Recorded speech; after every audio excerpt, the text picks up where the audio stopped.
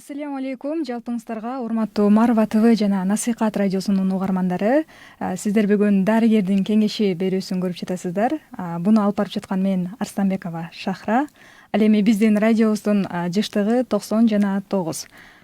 Бүгүн бизде конокто Сеннамед интегративдик медициналык клиникасынын инфекция жана хижама боюнча адиси Муратбек уулу Анарбай. Агай, ассаламу алейкум. Алейкум ассалам. Кош келипсиз.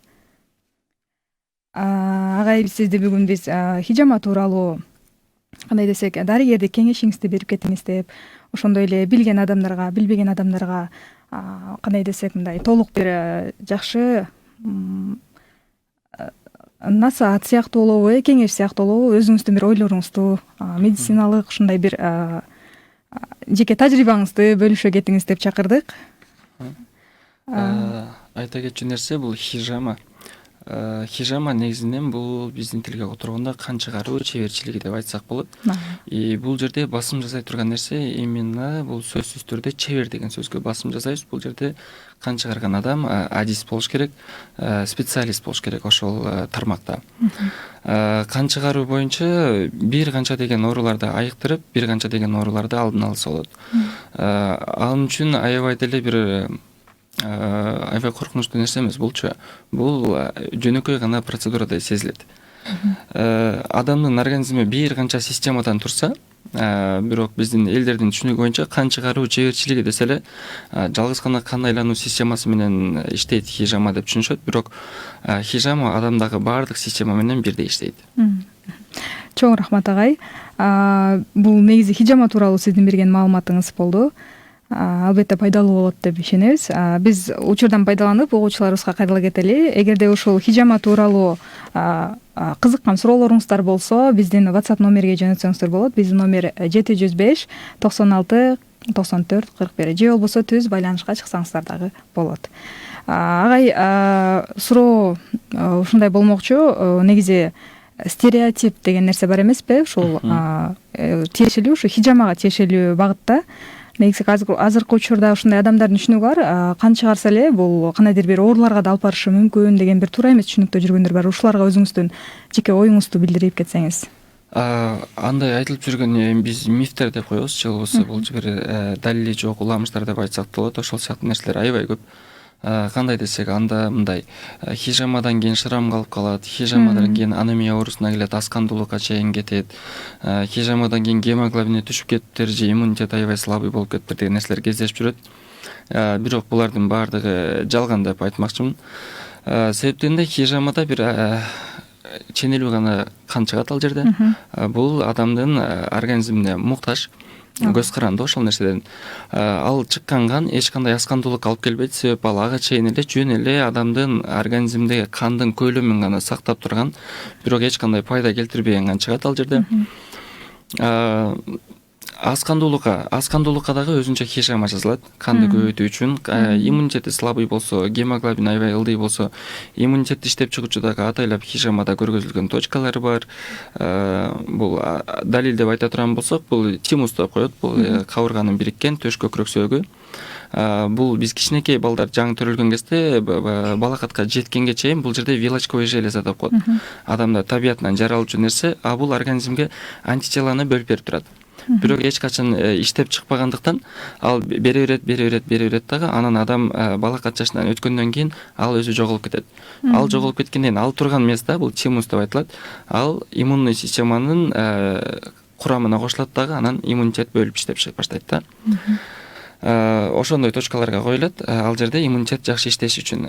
Экинчиден, шрам калуу боюнча дагы эч кандай хижамада шрам калбаш керек. Себеп мен жана айткандагыдай, эгер чебер жасаса, анда шрам калбайт ал жерде. Бул теринин эпидермис деп коет, эң үстүнкү катмарында, жалпак тил менен айтканда болор болбос гана бир тытыктардан чыкчу кандар да.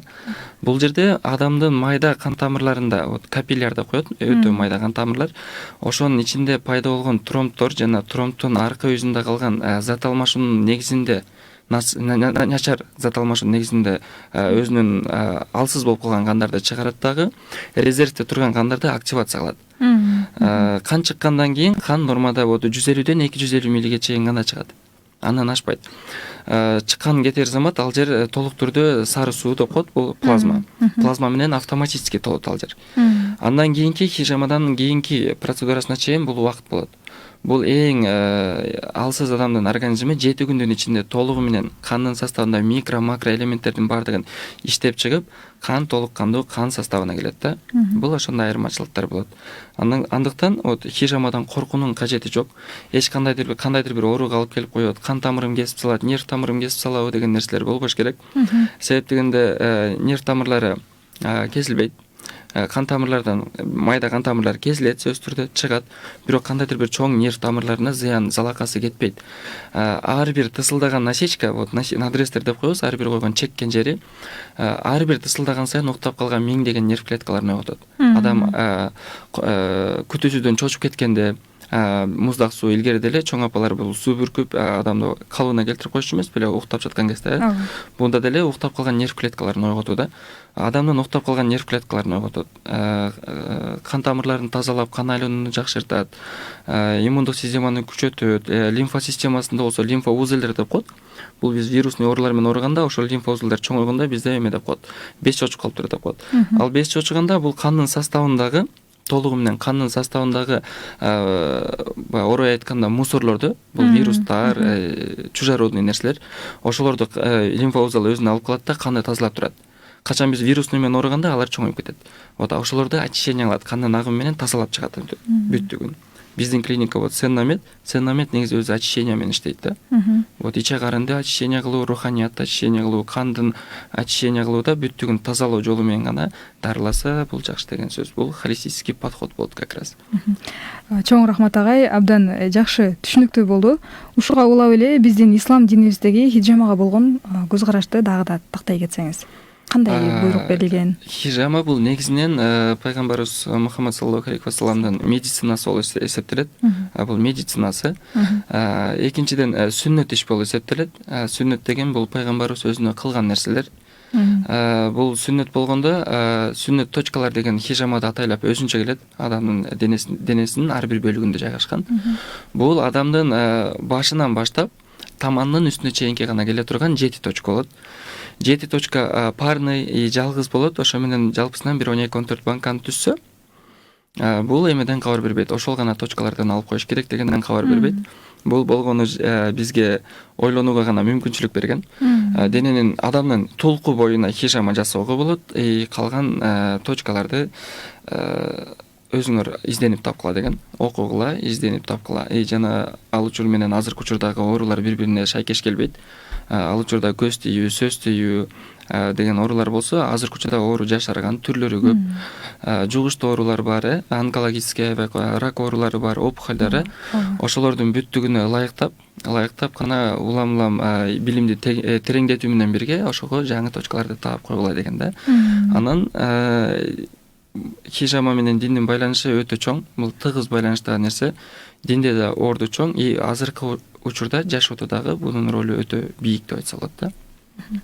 Чоң рахмат агай. Ушуга эле улап дагы бир суроону бергим келип жатат. Ушул стереотиптүү түшүнүктөргө карап, азыркы учурга караганда хижама алуу үчүн сөзсүз эле мусулман же 5 убак намаз окуган адам болуш керекпи деген дагы бир суроолор жаралат да. Бул суроо аябай көпчүлүктү кызыктырган суроо болуш керек. Хижама жасатуу үчүн эч кандай дин өкүлү болуунун өкүлү болуу бул талап кылынбайт. Хижама деген бул жалпы адамдын организмине, организмдин акыбалына жардам берүүчү же акыбалын жакшыртуучу бир кандайдыр бир медициналык процедура катары кабыл алыш керек. Бул мусулман дининин өкүлдөрү эле эмес, мусулман дининдегилер эле эмес, башка диндеги адамдар үчүн деле хижама аябай чоң таасир берет. Аябай жакшы жардам берет. Ошол себептен далил кылып айта кетчү нерсе, бул Россияда бул көп жылдар мурун эле народный медицина бул реестрге кирген. Аларда азыр хижама аябай кенен таралган. Хижамага окутушат, жазышат да. Ушундай нерсе. Алардын колдонуп аткан хижаманын методу көпчүлүк учурда бул мусулманчылык медицинасынын мусулманчылык хижамасынын техникасы деп айтсак болот да. Андыктан эч кандай намаз окуган адамга хижама жасатпаш керек же мусулман болбосо хижама жасатууга болбойт деген нерсе жок. Сөзсүз түрдө бардыгы жасаш керек. Белгилүү спортчулар, дүйнөдөгү белгилүү спортчулар, мусулман эмес дагы, мусулман болбосо дагы алар хижама жасаткан учурлар аябай көп кездешет. Сууда сүзүүчүлөрдүкү өзгөчө денесинен шыр көрүнүп калат. Бул деген спортчулардын 60-тан 80%га чейин спортчулар хижама жасатышат. Себеп алар аябай көчүргөнүп тренировка жасашканда бул кандын составындагы майда элементтерге нагрузка келет да, алар өлүп калып, кандын майда кан тамырларда тромбтор көбүрөөк пайда болуп баштайт. Экинчиден, аларда кандын давлениясы аябай күчтүү болот. Ошол себептен хижама менен нормалдаштырып турушат да. Чоң рахмат агай, түшүнүктүү болду. Эми ушул айтканыңыз ушундай бир туура эмес стереотиптүү түшүнүктүү жүргөн адамдарга албетте таасир берет деп үмүт кылабыз. Агай, кийинки сурообуз, хижама алуудан мурун эң алгач эмнелерге көңүл буруу керек? Хижама алганга чейин сөзсүз түрдө биринчи айта кетчү нерсе, хижамадан адам өзү корккон жокпу, ошол нерсеге басым жасоо керек. Эгер өзү жасатам деп, бирок или кимдир бирөө жасат деп коюп, анан коркуп аткан болсо, жакшысы өзүн психологически дайындаш керек. Себеп адамдын хижамадан коркуусу бул биринчи терс көргөзгүч болуп эсептелет.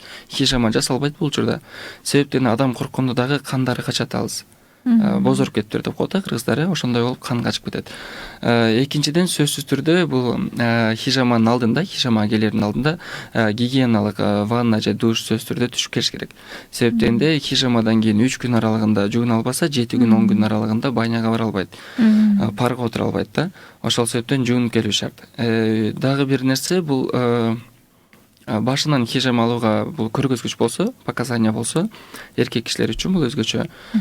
Чачты сөзсүз түрдө лезвие менен кырып тазалап келүү жакшы. Себеп баардык операционный поле дененин кайсы бөлүгүнө жасалбасын, сөзсүз түрдө майда түктөрдөн дагы арылып, кырылып, тазаланып, анан кийин гана жасалат да. Себеп чачтын көрүнүшү аябай сыйгалак көрүнгөнү менен микроскопически караганда бул ёлкага окшош сыяктуу бутактары бар да. Ал жерлерде микробтор, инфекциялар болушу мүмкүн. Хижама жасагандан кийин инфекция түшүп кетүү коркунучу бар. Ошол себептен сөзсүз түрдө ал жерлерди тазалап келүү шарт. Негизинен ушулар анан ишенич болуш керек сөзсүз түрдө. Анан эгер кандайдыр бир диагностикалык текшерүүлөрдөн өтүп жүргөн болсо, жакшысы УЗИ внутренних органов деп коет, общий анализ крови деп коет, ушул нерселерди ала келсе жакшыраак. Себеп бул хижама жасаган адис үчүн жеңилирээк болот да. Анын гемоглобинин лабораторный түрдө аныктап билүү, анан кандайдыр бир органдарында өтө чоң көлөмдөгү таштар жокпу, конкременттер деп коет, көбүнчө желчный пузырда, өттө же бөйрөктө болот. Ошол нерселердин размерин билүү үчүн керектелет да. Бул эгер мүмкүнчүлүгү болсо, андай болбосо, специалист болгондон кийин ал визуальный осмотр жасайт, анамнез чогултат, ошондой методдордун негизинде гана ал аныктайт өзү. Чоң рахмат агай. Учурдан пайдаланып биз өзүбүздүн угармандарга айта кетебиз. Эгерде хижама тууралуу суроолоруңуздар болсо, 705 96 94 41 номерине WhatsApp аркылуу жазсаңыздар болот. Агай, кийинки сурообуз бул хижама негизи кандай ооруларга каршы көрсөтүлгөн? То есть, кечиресиз. Негизи кандай ооруларга канча жолу алуу сунушталат? Айтып коебузго, курс лечения депчи. Ошол сыяктуу. Биринчи вопроско да жооп бере кетейин. Хижама кайсыл ооруларга жасалбайт деген нерсе. Хижама жасалбай турган дагы учурлар бар. Эгерде гемофилия деп коет, бул кан токтобой калуучу оору. Кан токтобой калат, бул жерде кандын составында тромбоциттер өтө аз болот. Ошол себептен эгер бейтап или кандайдыр бир адамда хижама жасатуучу гемофилия менен ооруса, ал адамга хижама жасоого болбойт. Ошондой эле учурда бул рак кожи деп коет, ар түрдүү рак кожалар бар аябай. Эгер рак кожа болсо, нежелательно деп атат, бул көп жасоонун кереги жок деген сөз. Пациент или бейтап бул гемодиализге барып аткан болсо же барып жүргөн кези болсо, хижама жасатууга болбойт да. Ал эми кандайдыр бир органдары искусственный болсо, жасалма импланттар, стенттер, стимулятор, протездер болсо, анда кайсыл органда болсо, ошол органдын айланасына коюлбайт. эгерде денесинде бир ачык бир чоң жаралар болсо, ириңдеген или ириңдебеген чоң жаралар болсо же ачык жаракат болсо, ошол жараттын же жаракаттын үстүнө коюлбайт, анда да айланасына коюлат. Ал эми негизинен бул терс көргөзгүчүлөр. Анан гемоглобин боюнча, гемоглобин эгер пациенттики 70тен ылдый болсо, ал учурда хижама жасоого болбойт. Себеп биринчи гемоглобинин көтөрүш керек, андан кийин гана хижама жасаш керек деген нерсе да. Андан кийинки вопрос. Канча курс лечения боюнча? Курс лечения боюнча айта турган болсок, бул ар бир оорунун өзүнчө курс лечениясы болот. Бизде мындай нерсе да. Антибиотик алабы пациентта, антибиотиктин өзүнчө курс лечениясы бар. Витамин ичеби, витаминдин өзүнчө курс лечениясы, кальцийдик өзүнчө 10 күн ичесиң, 10 күн эс аласың, 10 күн ичесиң, ушул сыяктуу. И ушундай эле нерсе хижамада да кездешет да.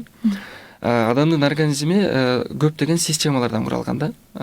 Ал эми биз кан айлануу системасын алып, башка системаларды алып салсак, адамдын организминен да, адамдын сөөлөкөтү ошол боюнча сакталып калат. Хижама майда кан тамырлардагы тромбторду жана эскирген кандарды чыгарат дедик. Андай болсо дененин толугу менен, дененин бардык бөлүгүнөн хижама жасоо сөзсүз түрдө зарыл деген сөз. Себептен дененин бир кандайдыр бир бөлүгүнөн майда тромбторду чыгарып тазаладык. Андан кийин адам 1 жыл, 2 жыл аралыгында хижама алдырбай жүрө берсе, бул таасири азыраак болот деген сөз. Себеп кан айлануу бул чоң жана кичинекей кан айлануунун кругу болот. Ошо менен чогуу айланып жүргөндүктөн кайра эле тазаланган майда кан тамырларга келип, тромбтор чыгарып калышы ыктымал да. Ошол себептен биринчи дененин толугу менен алып бүтүп хижама, андан кийин бейтаптын дартына жараша, ошол ооруган оорусунун степенине жараша, ал канча начальный стадиябы или уже конечный стадиябы дегендейчи, ошонун оорунун акыбалына жараша анан курс лечения кетет да. Курс лечения бул адамдын организмине көз каранды, андан кийин адамдын көлөмүнө көз каранды. Себеп бул дененин ар бир бөлүгүндө банкалар коюлгандыктан, эгер организм алсыз болсо, өтө көп банканы көтөрө албайт. Ошол себептен ченелүү гана аз банкадан коюлгандыктан бул узагыраак болуп кетет. Эгер адамдын көлөмү аябай чоң болсо, анда да ошондой нерсе кездешет да. Денесине ченелүү гана банкаларды коюу менен катары менен кетүү жасап бүткөнчө дене чоң болгондуктан көбүрөөк убакыт кетип калат да. Бирок орто сеп менен айтканда биздин кыргыздарга айтканда бул 3 же 4 жолку хижама адамдын профилактический курс лечениясынын бир бөлүгү болуп эсептелет да. Андан кийин ал сахарный диабет менен оройбу, цирроз печени же туберкулез, пневмония да, бул ар бир оорунун стадиясына, степенине жараша кетет. Демек жалпысынан алып айтканда адамдагы индивидуалдуу өзгөчөлүгүнө жараша болот э. Агай ушуга байланыштуу эле кийинки суроо бул хижама алган адам, хижама алган соң өзүн кандай тартипте алып жүрөсү керек? Биринчиден хижама алып бүтөөрү менен хижама жасаган специалист, эксперт ал сөзсүз түрдө рекомендация берет пациентке. Ошол кандай деген нерсе, бул жерде биринчи эле хижама жасап бүткөндөн кийин шыр туруп кетпөсүн сураныш керек. Бул түздөн түз, андан кийин бир аз убакыт сөзсүз түрдө жатыш керек. Андан кийин тургандан кийин 1 стакан сууга 1 чайный ложка бир чай кашык менен таза балдан салып ичип коюу бул аябай жакшы нерсе. Себеп бул кандын составындагы организмдеги микро-макро элементтердин бат калыбына келүүсүнө жардам берет да. Андан кийин эскертүү бериш керек. Эскертүүдө бул 3 күн аралыгында хижама алган жерине суу тийгизүүгө болбойт деш керек. Жакшысы тийгизбей турган жакшыраак. 3 күн аралыгында тердебеш керек, чыйрыкпаш керек. Физический, психологический нагрузка бербеш керек 3 күн аралыгында. 3 күн аралыгында жыныстык катнашта болбойт деп айтылат. 7 күндөн 10 күнгө чейинки аралыкта бул чоң сауна же баня, парларга мачалкаланып, самынданып, жышынганга болбойт деп айтылат да. Тердебеш керек ошол учурда. Себептен бул тердеген кезде адамдын организминен чыккан уулуу заттар, тер аркылуу чыккан уулуу заттар кайра атайлап коюлган насишка же надрезтер аркылуу ичине кирип, абсцесс же сепсис кылып коюшусу ыктымал да. Бул ошол себепте айтылат. Андан кийин эгер кандайдыр бир кан суюлтуучу дарыларды ичип жүргөн адам болсо, хижамадан кийин жок дегенде 2 же 3 саат тегерегинде ичпей турууга сунушталат. Себептен бул жаңгандардын негизинде бул тромбоциттер блокировать эткен нерсе бир аз калыбына келе калыш керек. Анан кан чыкпаш үчүн. Негизи хижама жасагандан кийин кан чыкпайт кайра. Чоң рахмат агай. Бизге берилген убакыттан дагы бир аз пайдаланып, биз өзүбүздүн угармандарга айта кетели. Суроолоруңуздар болсо 0705 96 94 41 номерине жазсаңыздар болот. Алема агай сиздерге түздөрүн түз жооп берет. Мындан кийинки суроо бул дагы эле ошол хижама тууралуу, анан бир аз башкачараак болмокчу. Бул азыркы учурда окубастан, кандай десек, сертификаты албастан эле кичине бир алган маалыматтарына таянып хижама алып жүргөн адамдар дагы бар. Ушуларга өзүңүздүн жеке оюңузду, көз карашыңызды айта кетсеңиз. Мындай адамдарды биз ютубный хижамисттер деп айтабыз көбүнчө. Бул азыркы учурда колдонуп калдык бул нерсени дагы. Бул учурда ар түрдүү гана бир бул учурда көп жагынан аябай залакасы кетип аткан учур булардын. Биринчиден бул ким ошол адамга барып хижама алса же жасатса, анын ден соолугуна түздөн түз коркунуч бар. Ар түрдүү инфекцияны жугузуп алуу да, ошол сыяктуу нерселер. Экинчиден бул түздөн түз дин чөйрөсүнө, именно бул ислам динине шек келтирүү, ушундайлардын айынан гана барып, динге көбүрөөк жек көрүүлөр пайда болот элдерде. Себеп дегенде мага сакалчан молдо жасаган, мага жоолук чаңгыз жасаган болчу деген сыяктуу. Бул адамдардын динден толук маалыматы жок, бирок өзүн дин өкүлү элестеткен адамдар. Акчанын артынан чуркашып, андан кийин өздөрүн башка адамдын ордуна сатышат да. Бул аябай терс көрүнүш. Бул биринчиден. Экинчиден, медициналык тармактан айта турган болсок, ал адамдын жөнөкөй хижамадан өзүнүн илими жок болсо, анда ал адамдын медицинадан толугу менен илими жок деп эсептесек болот да. Эгер медицинадан илими жок болуп туруп, анда хижаманы билбей туруп болжолдуу түрдө ютубтан көрүүсү менен жасай турган болсо, бул аябай этегинде аябай коркунучтар бар. Адамдын өлүмүнө чейин алып келип коюшу ыктымал. Дагы бир сөз кетип жүрөт, бул бир гана коюлган банка менен же болсо ал хижамасы өзүнүн банкасы менен коет деген. Бул дагы өтө туура эмес нерсе. Ар бир адамдын банкасы өзүнө гана тиешелүү болуш керек. Бул жана гигиена бул жерде. Бир үйдө 5 адам болсо деле 5 адамдын өз-өзүнчө зубная щеткасы бар, Бул жөн гана тишти жууш үчүн. Ал эми бул денедеги канга толугу менен дененин ички бөлүгүндө контакт болуп аткандан кийин бул жерде сөзсүз түрдө ар бир адамдыкы өзүнчө болуш керек. Ар бир адамдыкы өзүнчө. Анан атайлап тиешелүү санитардык нормалар бар. Санитардык нормада хижама жасаган кабинет бул перевязочный, медицинадагы перевязочный кабинет болуш керек, же мини операционный сыяктуу. Ал жер сөзсүз түрдө дезинфекцияланып, бул абаны тазалаган кварцтар же рециркуляторлор сөзсүз колдонгон жер болуш керек. Сөзсүз түрдө бул дезинфекция жасоочу каражаттары болуш керек. Бул хлор содержащий таблеткалар азыркы учурда кеңири колдонулуп келет. Ошолорду сөзсүз түрдө колдоно билген адам болуш керек. Экинчиден, хижама жасоонун техникасы бар.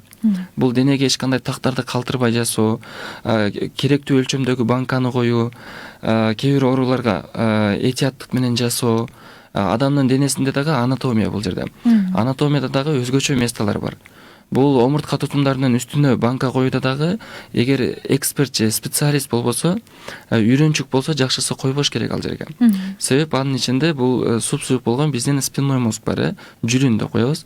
Аны соруп салуу коркунучу бар. Бөйрөктө таштар кездешиши мүмкүн. Бөйрөктүн үстүнө давленияны катты тартып койсо, пациент приступ бериши мүмкүн. Өттө таш болушу мүмкүн. Өттөгү таштын размери чоң болсо, давленияны катты тартып койсо, ал дагы протокко тыгылат дагы приступ берет. Приступ бергенде бул жерде экстремна операция жасаш керек. Ал эми подвалда же кандайдыр бир бункерде же пациенттин үйүнө барып же өзүнүн үйүнүн бир бурчунда хижама жасап аткан болсо, бул учурда пациентти жоготуп коюу толук ыктымал. Анан үйлөрдө, кабинеттерде жана пациенттин өзүнүн үйүндө сөзсүз түрдө бул чаң соргучтар, чаң жуткучтар бар. Чаң жуткучтар деп айтылат. Булар биздин мягкий мебелдер, килемдер, коверлор, пардаларда ушундай нерсе. Мындай нерсе кабинеттин ичинде кездешпеш керек. Анан ошондойдун негизинде жасоодо бул абада учуп жүргөн өтө көп микроорганизмдер бар. Вирустардын жеңили жана оору болот. Алар учуп жүргөн кезде түздөн түз тешилген насечка аркылуу ички организмге кирип, кандайдыр бир укмуштуудай бир коркунучтуу инфекцияга жугузуп коюшу мүмкүн. Гемоконтактный инфекция деген азыркы учурда аябай популярдуу десек болот, аябай глобалдуу бир тема бул. Кан аркылуу жугуучу оорулар.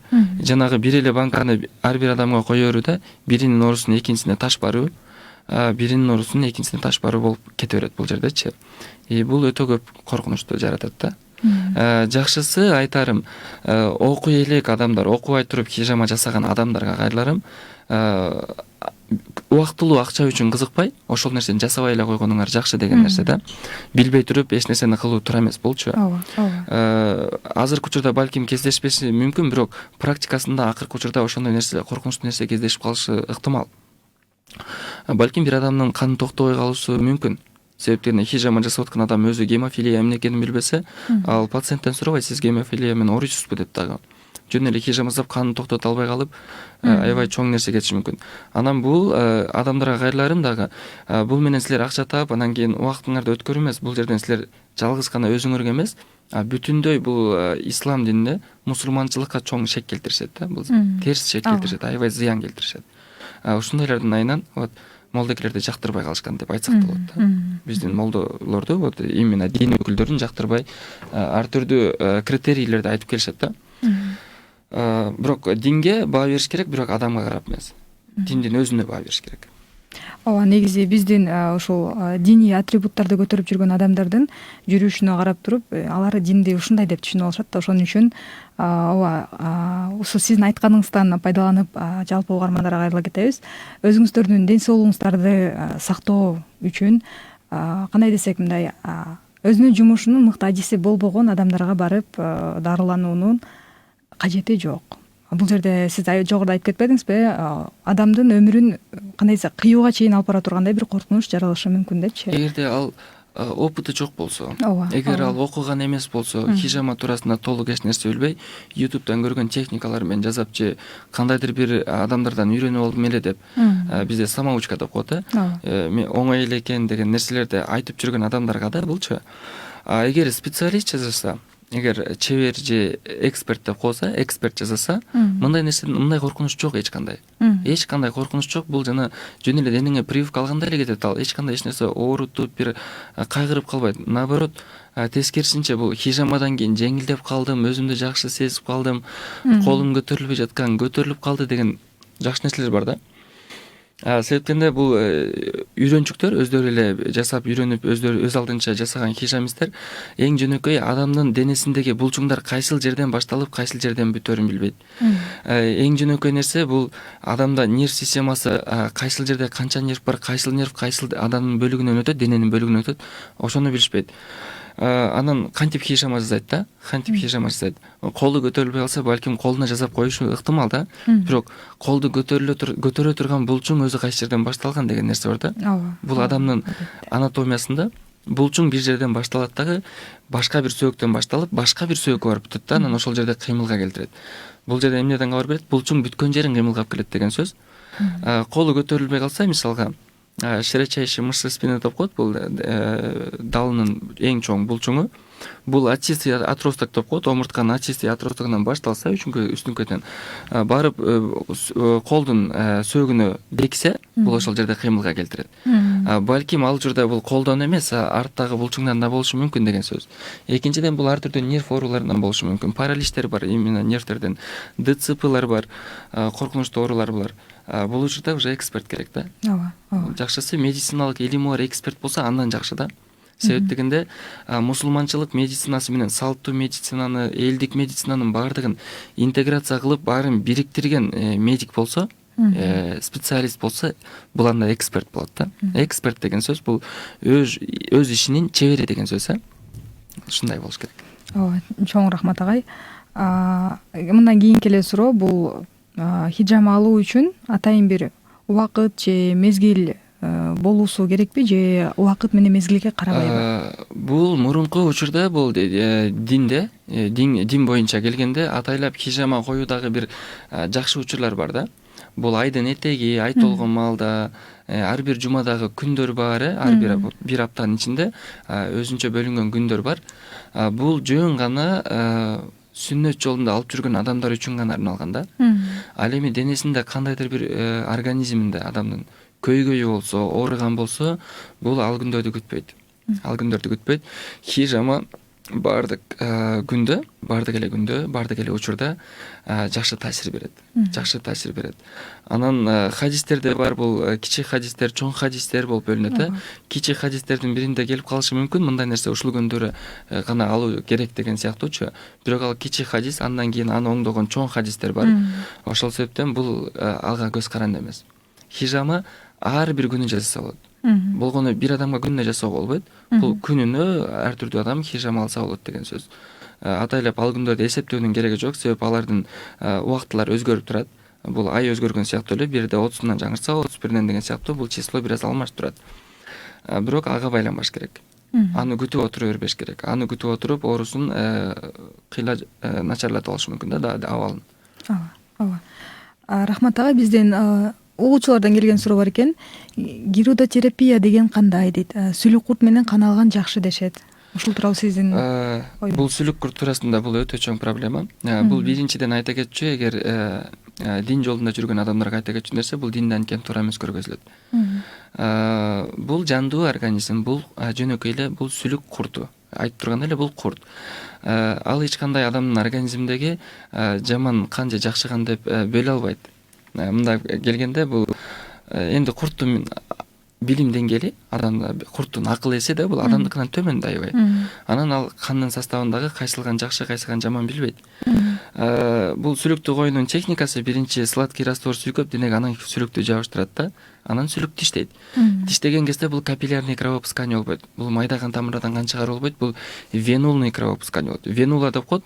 Бул капилляр менен венанын ортосундагы бул средний сосуд. Өтө ичке эмес, өтө жоон эмес, Бул венулный болгондуктан ал жерде биздин пайдалуу кандарыбыз бар. Себептен лимфа системасынын жолу венага гана бар, венадан венулага өтөт. Бул жерде биздин организмде вируска, бактерия, простейши ушуларга күрөшө турган лимфа, прозрачный лимфа жидкости бар. Ошону соруп чыгат биринчиден. Андан кийин пиявкадан кийин, бул гирудотерапиядан кийин сөзсүз түрдө шрамдар кылат денеде. Рубцы деп коет, рубец болуп кийин катуу болуп калып калат ал жер. Экинчиден ал жерден кан агып токтобой калуусу ыктымал. Бир аз кан агуусу тромбоциттер кан составында аз болсо, бир аз эле ал жерден кан бир топко чейин агышы мүмкүн. Бул кан жоготууга алып келиши мүмкүн да. Ушундай коркунучтар бар. Анын үстүнө бул пиявкалардын түрлөрү аябай көп, сүлүктүн түрлөрү өтө көп болот. Анан денеге коюла турган сүлүктөн бир эле түрү болот да. Бул сүлүктү таап коюу үчүн бул өтө бир чоң специалист керек. Эң керектүү гана нерсеси болуп, бул сүлүктүн шилекейи эсептелет бизде. 150ден ашык элементти камтыган депчи. Бирок азыркы биздин учурда андан да пайдалуу нерселер бар. Эч кандай натуральный жасалган сүннөттөн түшкөн дагы пиявкадан бөлөк, сүннөт деген пиявка бул сүннөткө кирбейт. Бирок сүннөттөн келген толтура чөп дарылар бар. Аябай көп чөп дарылар бар. Бизге ошол сүлүктүн шилекейинен дагы көп пайдалуу элементтерди бере турган. Андан көрө ошолорду гана колдонуп хижама жасатканыбыз жакшыраак да. Себептен бул курт. Эгер далилдей кетчү нерсе, эгер ошол куртту кичинекей баланын, жаңы төрөлгөн баланын денесине сладкий раствор сүйкөп туруп коюп койсо, ал баланын деле денесинен кан иче берет. Себептен ал курсагын тойгузуунун гана камын көрөт да. Анын курсагы гана тоюш керек болгон ошол. Ооба, негизи бул сүлүк алгандан кийин же болбосо хижама алгандан кийин адамдар көп биле беришпейт да. Кан чыккан кандын жараксыз же жарактуу кан экенинчи негизи кантип айырмаласа болот? Мен бул жерден медицинага толугу менен кийлигишем. Медицинага эметем. Себептен адамдын организминде жаңы эле айтып кеткендей болот. Кан тамырлары бөлүнөт, майда кан тамырлары өтө ичке болот. Бизде ысыкта, суукта же кандайдыр бир вирустук оорулар менен ооруган кезибизде кандын составындагы эритроцит деп коет, кычкылтекти алып жүрүүчү кандын тоголок кызыл клеткасы. Бунун формасы лепешкага окшош болот, азыркы тил менен айтканда. Ошолор травма алышат. Ысыкта, суукта, биз вирусный менен ооруганда, кандайдыр бир удар алганда да, анан ал формасын өзгөртүп, вена менен келет, вена кенен болгондуктан өтүп кетет, венула кенен болгондуктан өтүп кетет. Анан майда капиллярга келгенде бул бир четине жабышып калат. Ошондой эле кандын агымы менен улам ошондой формасын өзгөрткөн эритроциттер биринин үстүнө бири жабышып, биринин үстүнө бири жабышып атып, бул океандын үстүндөгү айсберг пайда болгондой эле бири-бирине чогулуп атып, ал жерде майда кан тамырда тромб пайда болот. Тромб кандын бир 80% жаап калды деп коеюн, бул капиллярдын. 80%-дан ал тромбтун ар жагына где-то бир 20% гана зат алмашып жүрөт. 20% гана кислород өтөт ар жакка кычкылтек, анан 20% гана минералдык зат өтөт. Ал жактан 20% гана углекислый газ чыгат дагы, 20% гана уулуу заттар чыгат. Бирок тромбтун ар жагында 80% уулуу зат калды. Бирок бер жагынан 20 гана пайыз минералдык зат өткөндүктөн ал уулуу заттар 20% минералдык затты жана ошол жакта калган кандын составында лейкоцитти, анан тромбоцитти жеп коет. Тромбоцит бул канды коюлтуучу касиетке. Тромбоцитти жеп койду. Эми хижама жасап баштадык. Хижама жасаганда насечкалар коюлуп, анан вакуум тартылган кезде бул күчкө салып эле тартылат дагы, андан кийин бул майдаган тамырдын ичиндеги тромб сыгылып атып вакуумга чыгат. Вакуумга чыккандан кийин баягы тромбтун ар жагында калып кеткен кандар сыртка чыгып баштайт. Эмне себептен ошол канда эскирген кан деп айтабыз? Себептен анын составында тромбоцит болбогондуктан, ал биз тилген майда насечканы аябай жөнөкөй тытылган жерде блокировать эте албайт. Экинчиден сыртка чыкканда коюлана албайт. Ал чыга берет. Анан ошол бир канча ар бир банканын өзүнүн радиусу болот, көлөмүнө жараша. Өзүнүн радиусундагы эскирген кандар чыгып бүткөндөн кийин организмден бир аз гана таза кан кошулат. Агымы менен. Бир аз эле таза кан чыккан кезде сыртка бул кислородко контакт болот дагы, банканын ичинде канды коюлантып жиберет дагы. Биздин койгон адрестерди насечка чеккен жерлерибизди блокировать этип жаап коет. Бүттү, андан кийин кан чыкпайт ал жерден. Себеп дегенде ал тромбоциттер фибрин жипчелерин алып жүрөт дагы, кесилген жердин эки четине туруп бири-бирине фибрин жипчелерин алып жапты, бууп койду ал жерде. Андан кийин хижаманын убактысы бүттү деген сөз. Канды алды. Алгандан кийин ал хижаманын банкасын алган жерден кайра кан чыкпаш керек. Себеп дегенде ал жерде уже толугу менен тазаланды, толугу менен тазаган блокировать этти деген сөз. Ал жерге кайра тарттырса, балким күчкө салып канатканда бир аздан кан чыга бериши мүмкүн, бирок ошол себептен кайра ал жерде тарттыруунун кажети жок. Бир гана жолу коюлат, блокировать эткенден кийин бир гана жолу алынат. Бул ушундай учурда. Бул ошол себептен гана кан карттан албай чыга бергендиктен гана, кан токтобой чыккандыктан гана бул жерде анын эскирген кан экендигин аныктап жана далилдеп айтып көргөзсө болот да. Чоң рахмат агай. Буга кошумча дагы бир суроо бергим келип турат. Негизи аял эркектер хижама алууда өзгөчөлүктөрү барбы? Аялдарга кандай метод менен алынат же эркектерге, же болбосо айырмасы жок алына береби деген нерсе. Негизинен хижама бул өзү бир гана нерсе. Хижама өзү единый нерсе. Организмде окшош жерлери көп. Аял менен эркектин айырмачылыгы аз эле. Дене бөлүгүндө, анатомиясында бир аз гана айырмачылык бар. Бирок окшош эле болот жалпысынан. Эгер үстүртөн алсак, бул окшош эле болот. Айырмачылыгыбыз кайсыда болот? Мисалга, даярданып келүүдө бул эркектер чачын кырдырып келсе, аялдар дайыма чачын кырдырып жүрө албайт да. Сөзсүз түрдө ага бир себеп керек. Себеби жок, толугу менен кырдыра албайт. Ошол себептен жоолук салынса да, салынбаса дагы да бул жерде техникасынан айырма болот бир аз. Методунан бир аз айырмачылык болуп калат. Дененин өзгөчөлүктөрүндө бир аз айырмачылык болот. Энди бул аял адамдардын кожасы, бул териси бир аз назигирээк, жумшагыраак болот. Ал себептен бул жерде этияттык менен жасоо керек. Эркек адамдардыкы бул кара жумуш көбүштешкендиктен, өздөрү эркектик гормондор көбүштөгөндүктөн да денесинде түктөр болуп, терилери катуураак болушу мүмкүн. Бул жерде техника башкачараак кетет. Көпчүлүк учурда техникасынан кетет. Бул банканы тарттырууда дагы бул эркектерге катуураак тарттырылса, себеп кожасынын калыңдыгына жараша, аял адамдарга бир аз назигирээк тартылат да. Себеп негизинен эле бул табиятынан аял адамдар назик келишет да. Ошол себептен хижамадагы техникасында назигирээк жасалат. Точкалары боюнча энди өтө чоң айырмачылык жок. Энди бул анатомиялык өзгөчөлүктөргө байланыштуу гана коюлат да. Ошого эле ылайыкталып коюлат. Андай айырмачылыгы жок. Кандын чыгуу өлчөмү деле бирдей чыгышы мүмкүн. Бул бүттүгү ар бир адамдын организминен, индивидуально ар бир адамдын организминен зависит этет да. Эркек адамдыкынан да балким эркек адамдыкына караганда көбүрөөк чыгышы мүмкүн кээ бир организмдерде да. Себеп аял адам көбүрөөк вирус менен ооруган болсо, көп организминен бул ден соолугунан жабыр тартып жүргөн адам болсо, балким андан көбүрөөк кан чыгышы мүмкүн. Бул жерде специалист өлчөмдүү банкалар менен коюшат.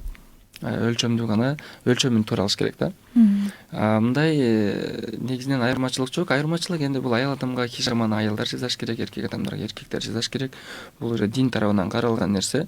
Биринчиден, экинчиден, медицина деле ошол нерсеге басым жасайт. Себеп дегенде медицина кызматкери өзү аялга да эркекке да жасай берем, мен тартынбайм, уялбайм дегени менен ага келген бейтаптын тартынуусу мүмкүн.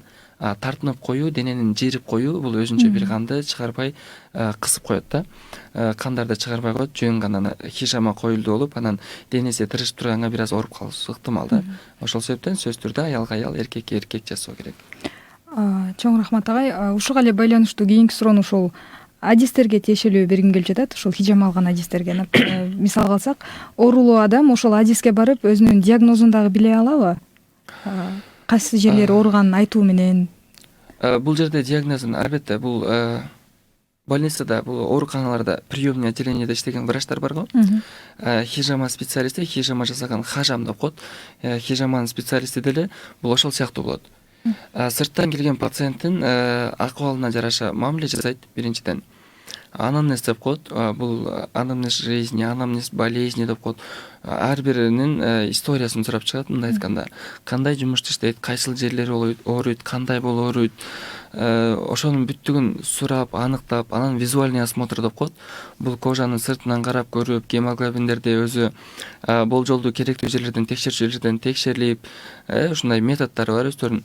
Ошолордун баарын аныктап, бирок окончательный эмес, приблизительно жакындаштырып гана диагноз коюп берет бул жердечи. Жөн эле адамдын сырткы бетине карап туруп бул окончательный диагноз коюп салуу бул өтө коркунучтуу нерсе негизи. Бул өтө жоопкерчиликтүү нерсе.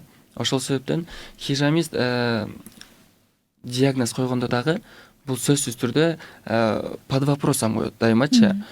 Балким сизде мындай болушу ыктымал. Сиздики көбүрөөк бул ооруга жакын болуп атат деп. Ошол себептен мисалга мен өзүмдүн клиникаман айтайын, биздики Сеннамед клиникасы, бизде эң оңой нерсе кайсы? Бизде врачтар бар, лаборатория, диагностикалар бар, ошол эле учурда хижамисттер, массажисттер, физиотерапия, галотерапия, голодание деги эле толтура нерселер бар. Бизде качан болжолдуу түрдө диагноз коюлган кезде, эгер биз кандайдыр бир нерсеге аябай көбүрөөк басым жасап, балким бул бейтаптын ушул жери ооруйт, мындай диагнозу болушу мүмкүн деп аябай кызыгып калсак, биз сөзсүз түрдө керектүү диагностикага жөнөтө алабыз ал жерден. Сиз ылдыйга барып мындай анализ тапшырып келе койсоңуз, мен каныңыздын составынан буну көрүп алайын. Сиз ылдыйга түшүп или бул жерден барып бул кабинетке кирип, УЗИстен, например, печенде же желчный пузырьды текшерип келе калсаңыз, сиздики мисалга буга окшош атат деген сыяктуу аябай жакшы нерсе да, бул интеграция, аябай холистический подход, комплексный лечение, аябай сонун нерсе. Бирок хижамисттер, башка хижамисттер, биздин клиникада эмес хижамисттер жөн эле карап туруп эле, анан кандайдыр бир диагнозду окончательный диагноз кылып айтып койсо, анда бул уже туура эмес болуп калат да. Бул жана тамырыңды кармап тагдырың айтканга окшошураак да бул жерчи. Жөн эле карап туруп эле айтып салуу. Визуальный осмотр менен всегда сырттан карап көрүү менен эч кандай инструментальный или лабораторный методду колдонбой окончательный диагноз койбойбуз. Окончательный диагноз только лабораторный или инструментальный диагностиканын негизинде коюлат да. Окончательный диагноз. Бирок болжолдуу түрдө гана анамнездерди чогултуп, болжолдуу түрдөгү диагноз менен лечение кылып баштайбыз. Бул аябай эле жакшы нерсе. Себептен хижама кандайдыр бир окончательный диагноз болобу же приблизительный диагноз болобу да, хижама ага көз каранды эмес. Хижама кандай койсоң деле баары бир жакшы жагын көргөзөт, жакшы жеңилдик берет, организмди улучшение кылат да. Бул ушундай нерсе.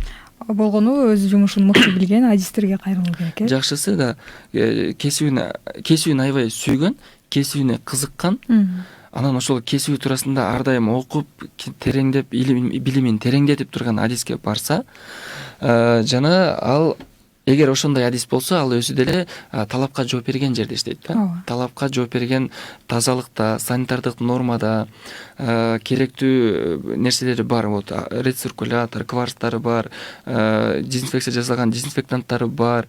Мисалга эң жөнөкөй нерсе бул кабинетти тазалап туруучу бир жумушчусу бар жерге жумушка кирет, бул эң мыкты специалист. Жөн эле үйлөргө барып жасап, бирөөнүн үйүнө андай жерден жасабайт, сауна банядан жасабайт андай адамдар. Себеп ал өзүнүн кесибин аябай сүйгөндүктөн, ал кесибинин жасаган ишинин жакшы жыйынтык тыянак чыгуусун күтөт да. Ошол себептен ал талапка жооп берерлик жерде иштейт деген сөз. Ооба, чоң рахмат агай. Дагы бир суроо келген экен. Баардык ооруларды хижама менен дарыласа болобу? Баардык ооруларды хижама менен дарыласа болобу да. Бул жерде прям сөздү кесе эле дарыласа болот деп айтуу бул уже жаңылыштык болуп калат. Себеп дегенде жаңы эле айтып кеткендей, хижамада кээ бир ооруларда хижама жасалбайт. Вот гемофилия сыяктуу, биринчиден гемофилияны айыктыра албайбыз. Экинчиден аябай бир чоң олуттуу оорулар болсо, хижама аны толугу менен айыктырып салат деп айтуу өтө кыйын. Облегчение берет, жеңилдетиши мүмкүн.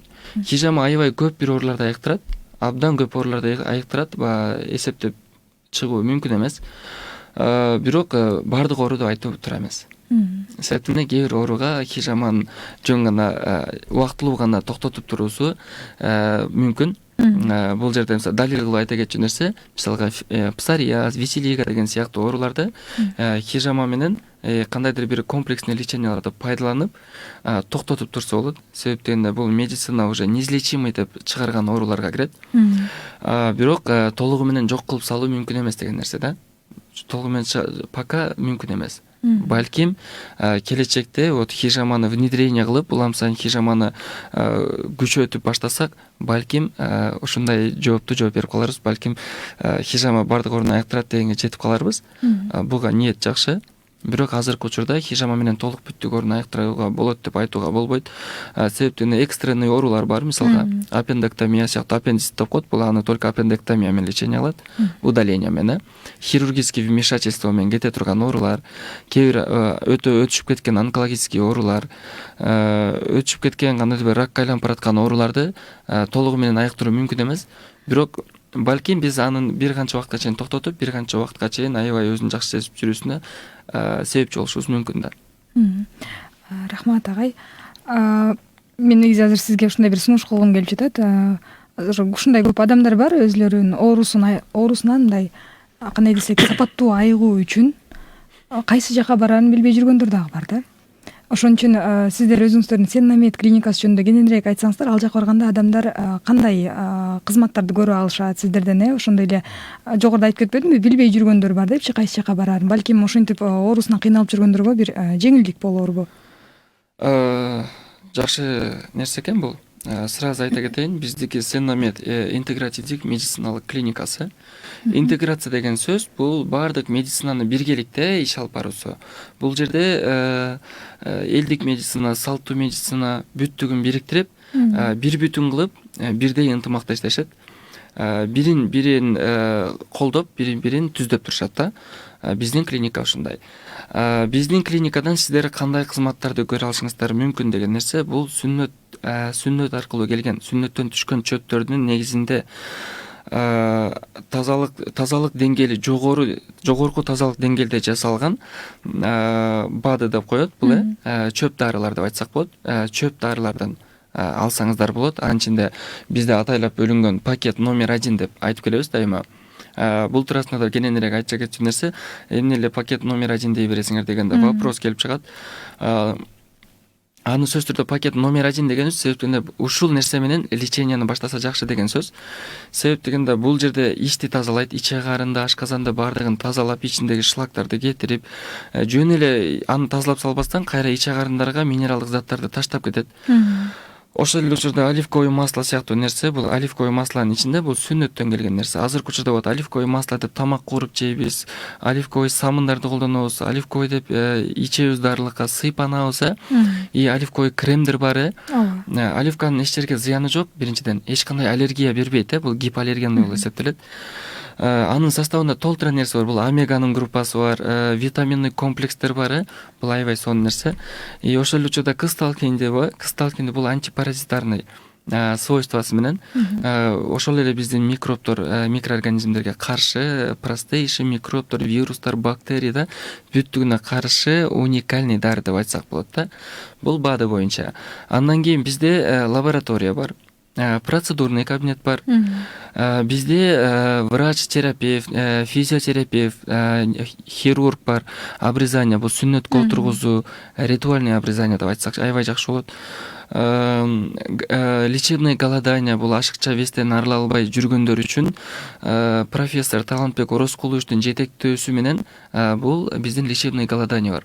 Ал жерде атайлап бөлүнгөн кабинеттер бар, походко чыгуу, толтура деген процедуралар бар ичинде. Галотерапия, бул биздин соляный шахта, бул менин оюмча Кыргызстанда биринчи соляный шахта болуш керек. Бул жерде эс алып отурууга мүмкүнчүлүк берилген жер. Эч кандай соляный пещера эмес бул жер. Эс алып отурат. Ал жерде Гималай жана Кошкор тузунун негизинде келип чыккан туздар менен жасалган комната толугу менен туздан куралган комнатабыз бар. Бул жер көптөгөн дем алуу органдарынын ооруларына жана аллергияларга аябай сонун нерсе. Анын бардыгына физиотерапевттин негизинде гана киришет.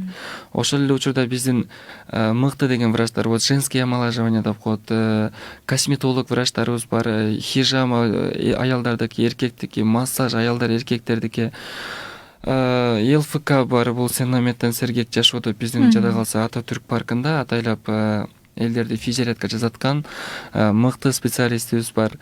Дем салуу, дем менен бул очищение кылуу, руханиятты да. Дем салуу дегенде боюнча дагы бул баса белгилеп кетчү нерсе. Көпчүлүктөр демге келиңиз десең ба, менде жин жок, ушундай нерселерди айтып, толук билими, информация толук жетпегендиктен.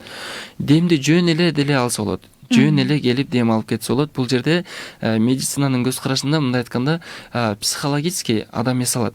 Ашыкча стресстерден, нервный состояниядан арылып, өзүн кыйла жеңил, кыйла аябай бодрый сезип калат өзүнчү, мындай айткандачы, бодрый сезип өзүн аябай жакшы деңгээли көтөрүлөт да. Негизи жалпысынан алып айтканда көпчүлүк ооруларга шифасын Сен-Намет клиникасы тартуулай алат. Себеп дегенде Сен-Намет клиникасында холистический подход деп коет. Бул комплексный лечение да. Жалгыз гана бир нерсени лечение кылуу эмес. Сен-Намет клиникасы дагы кандай түшүндүрө кетсем, Сен-Намет клиникасы оорунун симптомун дарылабайт эч качан. Сен-Намет клиникасы оорунун причинасын дарылайт да. Эгер оорунун негизин кайсыл жерден негизинде болуп атканын дарыласак, симптом өзүнөн өзү жоголот деген нерсе да. Симптом өзүнөн өзү жокко чыгат бул. Анан биздин клиника бул Арча Бешикте эле, Баха, мурунку азыркы учурда Доорунбек Садырбаев 369 деп турат. Клиникага барып да кененирээк маалымат алса жакшыраак, көрүп, анан керектүү нерселерди назначение кылабыз. Биздин Сен-Намет клиникасы бул рух жана дененин гармониясы деп бекеринен айтылбайт да. Анткени бул интеграция. Сиздин айткандарыңызга баса белгилеп, биздин угуучуларыбызга кайрыла кетебиз. Ушундай бир ар кандай оорулардан, мындай айтканда оорунун симптомдорунан арыла албай жүргөндөр болсо, сиз жогоруда айтып кетпедиңизби, симптом депчи, бул кандай десек, азыркы медицинада көбүнчө симптомун өзүнө эле басып коюшат, а причинаны баспайт да. Ошондуктан көпчүлүк адамдардын кыйналганы ушул себептен деп ойлойм. Ошон үчүн жалпысына кайрыла кетебиз. Ушул Сен-Намет медициналык клиникасына барып, өзүңүздөрдүн ооруларыңыздарга шифасын таап алыңыздар. Ал эми ага кийинки суроону мен оору жөнүндө эмес, дени сак жашоо жөнүндө бергим келип турат. Негизи эле азыр оору жөнүндө башынан башталганда баштап оору жөнүндө сүйлөшүп атпайлыбы? Кандай адам өзүн кандай алып жүрөсү керек, дени сак жашоо образын түзүү үчүн негизи кандай шарттарды алып жүрүү керек? Баса белгилеп кеткен. Мен медицина өкүлү деп болуп эсептелем. Ошол учурда Сен-Намет клиникасынын ишкери болуп эсептелем, инфекционисти. Өзүмдүн практикаман бир үзүндү айта кетейин.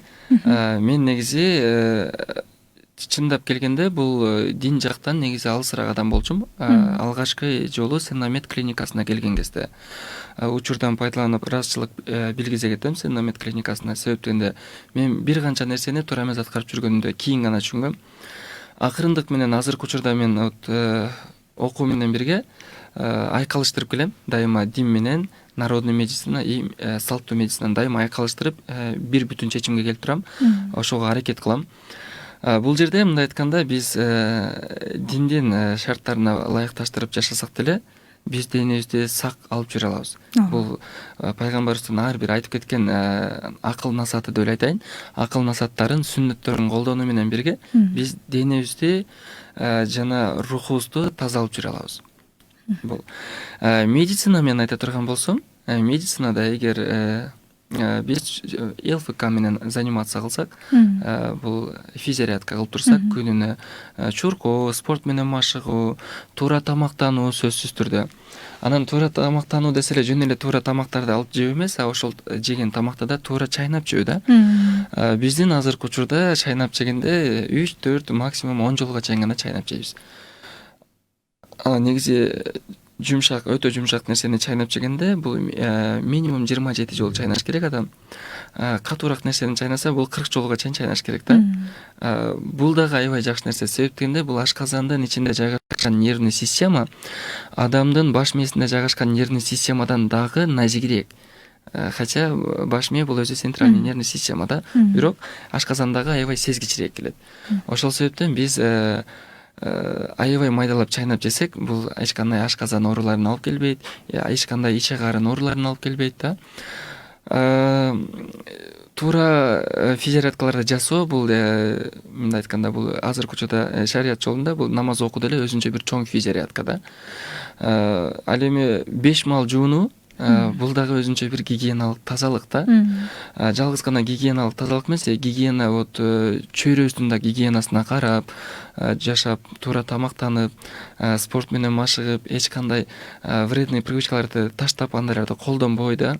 Ден соолукка зыян келтирүүчү тамак аштан алыстасак, алар кайсылар бул газированный напитоктор, фастфуддар, фастфуддарды азыр көп жейбиз да. Куурулган тамактар, өтө ачуу тамактар, кандайдыр бир жанагындай корейский, китайский соустардын негизинде острый болуп жасалган тамактардан алыс болсок, натуральный тамак жегенге аракет кылсак жакшы. Бирок айта кетчү нерсе, негизи азыркы учурдагы тамактардан пайдалуу нерсе алуу өтө аз. Себеп дегенде биздин дасторкондун үстүндө турган нан бизге биздин организмге керектүү нерсени бере албайт. Даже биз аны ачыткы менен жасасак дагы. Себеп дегенде биз баарыбыз высший сорт или первый сорт унду колдонобуз, анын 60-80% крахмал, ада керектүү нерсе жок. Кара нан коюп жей албайбыз. Үйүңө конок келип калса айтат, кара нан жеп калыптыр деп айтат деген элдин кебине ишенгенибиз бар. Анан мен бул жерде жакшы сунуш кылат элем. Биз тамактан ала албаган, күнүмдүк өзүбүздүн үйдөгү натуральный тамактан ала албаган нерселерди биз БАДылар аркылуу алсак болот. Бул чөп дарылар аркылуу. Ал жерде бизге керектүү нерсенин бүттүгү бар, баардык элементтер, витаминдик комплекс да. Мен даже кепилдик берип айтат болчумун, оокат жебеген адам БАДыны ичип жашаса, бир канча убакытка чейин кенен жашайт. Эч кандай ачкалыгын сезбейт депчи. Дагы бир нерсеге кепилдик бере кетет элем, 5 манты жегенде тоюп жүргөн адам, эгер 30 жол чайнап жесе ошол мантыны 3 манты жегенде эми тоюп калат эле да. Себеп дегенде адам бул нервный система аркылуу дагы бир канча каниет кылат да. Даам сезүүчү рецепторлор тилдин учунда жайгашкан да. Биз резко тамак ыргытып эле анан кийин чала чайнап жеп жүргөндө бул даамын сезбей калабыз. Көбүрөөк чайнаганда тилдин учтары рецепторлор сезет дагы, адамга сен курсагың тойду деген сигналды кетирип коет бул жаккачы. Себеп ал өзүнө керектүү даамды алды деген сөз. Ушундай бир жакшы нерселер бар да. Ошол себептен БАДылар баягы көптөргө мындай нерсени айтсаң, бизде элде мындай терс түшүнүк кетет. Реклама эле кылып атат, өзүнө эме дегенчи. Жок, бул реклама кылган нерсеге жатпайт да. Биринчи ошол нерсени алып көрүш керек. Алып көрүш керек сөзсүз түрдө. Бул текшерип көрүүнүн бир гана жолу бар, ошол нерсенин өзүн колдонуп көрүү. Текшерип көрсүн, андан кийин уже результаты байкалат, андан кийин балким рахматын айтышы мүмкүн ошол адамчы. Мен буга чейин көптөгөн антибиотиктерди деле колдонуп жүрдүм. Менде деле ооруйм да. Мурун мисалга мен антибиотик колдончумун. Сөзсүз түрдө цефазолин же цефтриаксон колдончумун да. Бул антибиотиктердин күчтүүсү. Мындан кийин андан мисалга да башка оору менен ооруп калса, цефазолин же цефтриаксондон ылдык антибиотик жардам бере албайт деген сөз. Цефазолин менен цефтриаксондон күчтүү антибиотик табыш керек деген сөз да. Ушундай учурлар көп кездешчү мендечи, өзүмдө. Азыркы учурда мен жөн эле кысталкин ичем. Мен аны каалашымча колдоном. Сүйкөп да коём, ичип да коём да. Бул реклама эмес, бирок чындап эле бул антипаразитарный нерсе. Аябай күчтүү таасири бар. Жөн эле БАДылар менен деле алып турсак, бул жакшы болмок да. Ооба, себеби мындайча айтканда, жөн деле салыштыра келсек, да чөп жарлардан алынгандары азыркы кандай десек химикат жол менен жасалган дарыларга караганда бир топ пайдасы бар. Бул дагы нерсе, химикат жолунда жасалган дары деле чөптүн курамынан алынат, бирок кандайдыр бир көбүрөөк количествосы химикаттардын негизинде болгон үчүн гана. Бирок негизинен алардын деле берейин деген дарысы негизи ошол чөптүн составындагы нерсени берейин дейт бизгечи.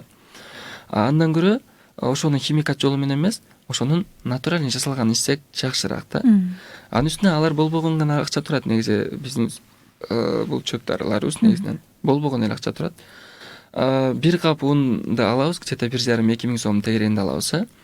Ошол эле бир кап ундун акчасына бир канча бадыны сатып алышы мүмкүн да, бир канча чөп дарылар сатып алышы мүмкүн. Бирок ал сатып алган дарысынан пайдасы көбүрөөк, бир кап ундан пайда азыраак келет да. Көп жагынан айырмачылыгы бар да. Ооба. Жогоруда айтып кеткен ушу тамактанууга тиешелүү дагы негизи айтып коюшат го, ошол тамакты дарыда ичпесең, дарыны тамакта ичип каласың депчи. Эң туура сөз. Ушундай сиздин жогорку айткандарыңыздан дагы угуучуларыбызга да кайрыла кетебиз. Өзүңүздөрдүн ден соолугуңуздарды жакшы караңыздар. Биздин адистердин кеңештерин сөзсүз түрдө угуңуздар, алыңыздар. Ал эми биздин убакыт соңуна жетип калганына байланыштуу сизге акыркы сөздөрдү берели. Өзүңүздүн оюңузду, кеңешиңизди, жакшы каалоо тилектериңизди айта кетиңиз. Анда жалпы көрүүчүлөргө кайрыларым, биринчиден ушул жашап аткан учурубуз аябай таза, жакшы учурлардан болсун.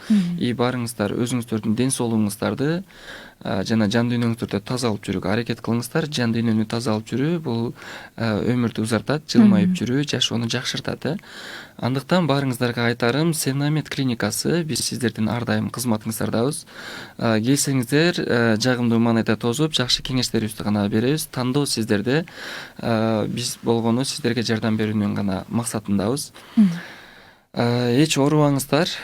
Оорубаш үчүн Сенамед клиникасы сиздерге жардамга келет. Сенамед клиникасы лечение жана профилактика кылуу үчүн эң пайдалуу кеңештерин сиздерге бөлүшүп турат. Андыктан эч качан оорубаңыздар, барыңыздарга бекем ден соолук бар болуңуздар демекчи.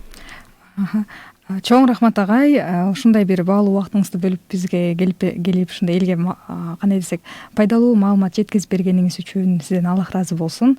Ал эми биз угармандарга кайрылабыз. Сиздер бүгүн хижама боюнча дарыгердин кеңешин көрдүңүздөр. Бул берүү ар суббота күнү кечки саат 7-ден 8-ге чейин радиодо түз эфирде болмокчу. Ал эми бүгүн бизде конокто Сенамед клиникасынын инфекция жана хижама боюнча адиси уулу Анарбай устазыбыз болду. Бул эфирди алып барган мен Арстанбекова Шахра. Кийинки эфирлерде көрүшкөнгө чейин баардыгыңыздарга ассаламу алейкум.